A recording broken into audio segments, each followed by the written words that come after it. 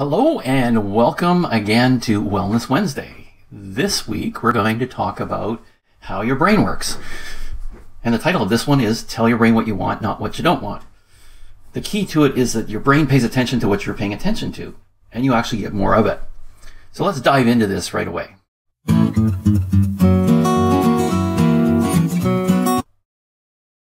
So what does this mean? How does your brain really work? Well, there's the hardware part. That's the mass in your head, made up of all of these nerve cells called neurons that communicate with each other.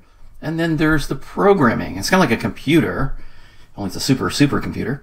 It's like a computer where you have the hardware, but in order to make the hardware work, you have to have programs that run the hardware. So the programs that run the hardware in our brain, that software, is our mental programming.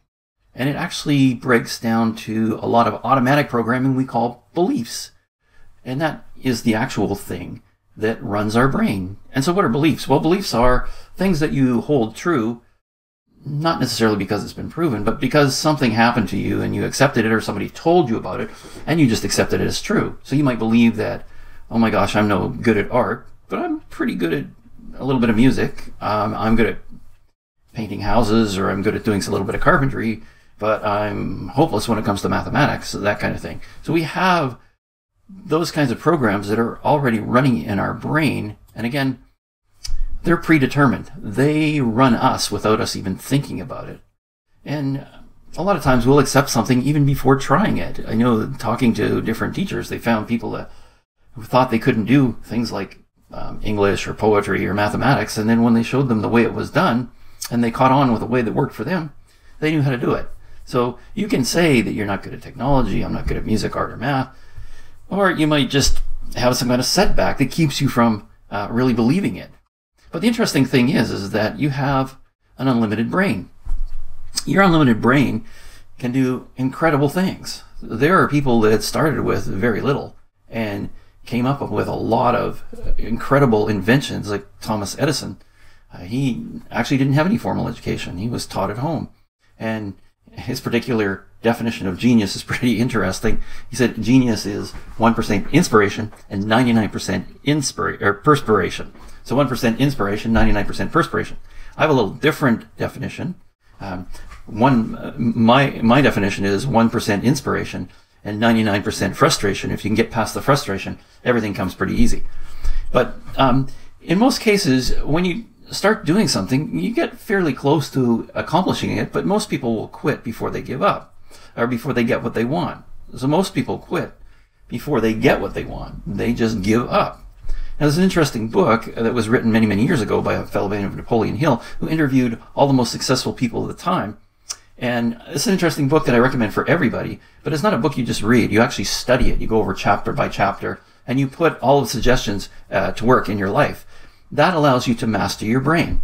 So, and because these people did that and learned a lot of it by chance and by running into obstacles and overcoming the obstacles, you don't have to do that. You can actually stand on the shoulders of these giants and read this book and put it into practice. But we'll go into a little bit more on how to do that.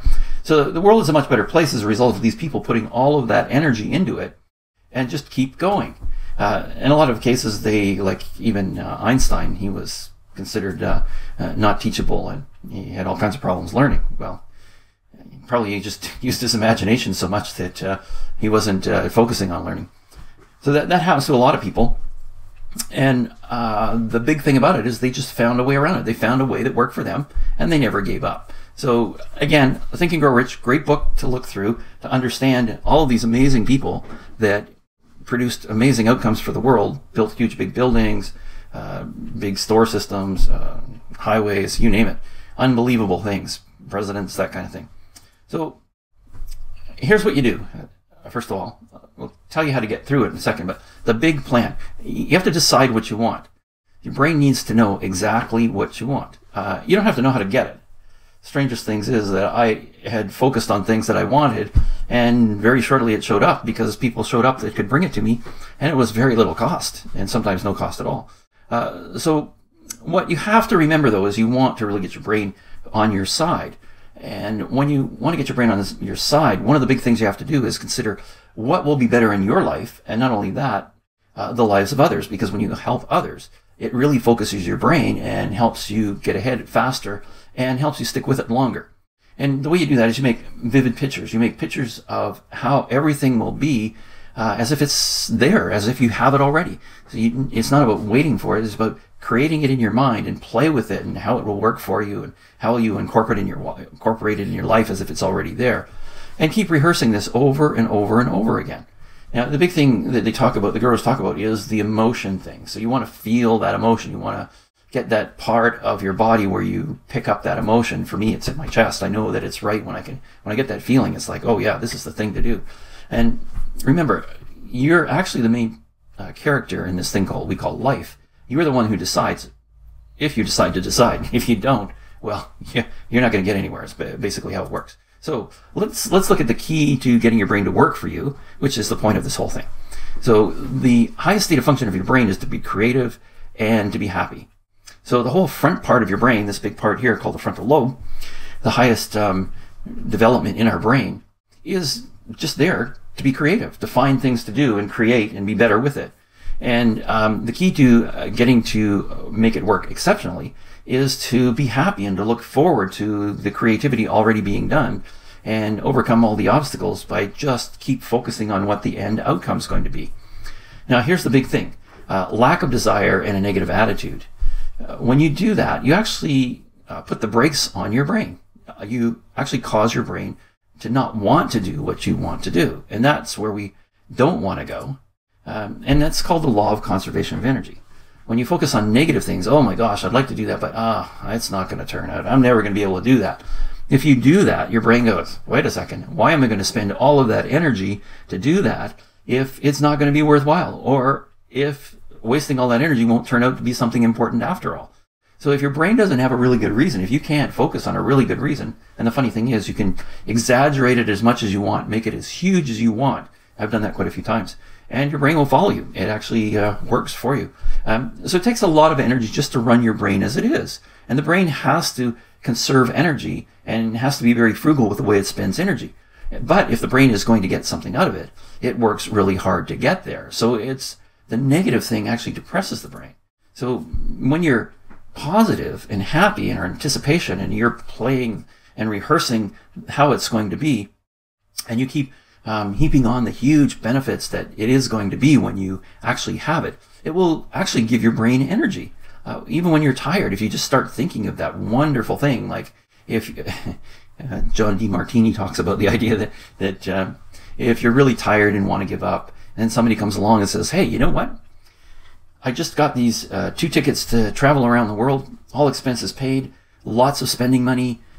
Would you be interested? If you can get together and get ready within 2 hours, you can come with me. Well, I bet you that you'd jump, well, not today in these times, but you would jump up and go, wow, what can I do? How can I get things together? You'd find a way to get things together so you could take that trip. I mean, around the total world, no cost at all to you, and lots of spending money, having a great time. So that's basically how it works. When you're positive and when you have that kind of energy behind you, when you see something that's going to show up for you, that gives your brain all this energy, and that in turn makes you full of energy as you do it. And that basically is the key to how your brain works. Tell your brain what you want in the most vivid and exciting way with all the emotion possible, and it will somehow find a way to get that for you. So a happy expecting brain gives you lots of energy, like we just explained, and it comes with even better ideas. It brings out better ideas. What about this? And try this. And you kind of wonder where they all show up from, but they'll just keep showing up. However, a negative brain, oh my gosh, I don't know if I can really do this. It just depresses you, and your brain will actually fight you in what you're doing. It will actually get in your way. So that's the 2 differences there, and that's how to tell your brain what you want, not what you don't want.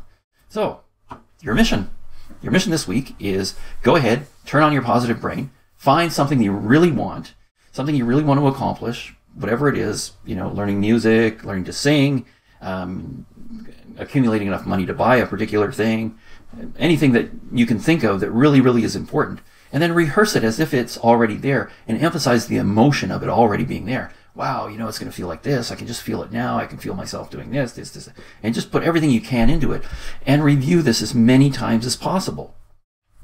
So make this process a habit. In other words, every day, get up in the morning and charge yourself up for the day by focusing on exactly what you want. And then these ideas will come up and will give you direction on which way to go, and pick the most important of that direction that day and see if you can accomplish that. As Brian Tracy says, list all of the things that that will help you get there, and then take the one most important one that you can do that day that will get you closer to your dream or whatever you want.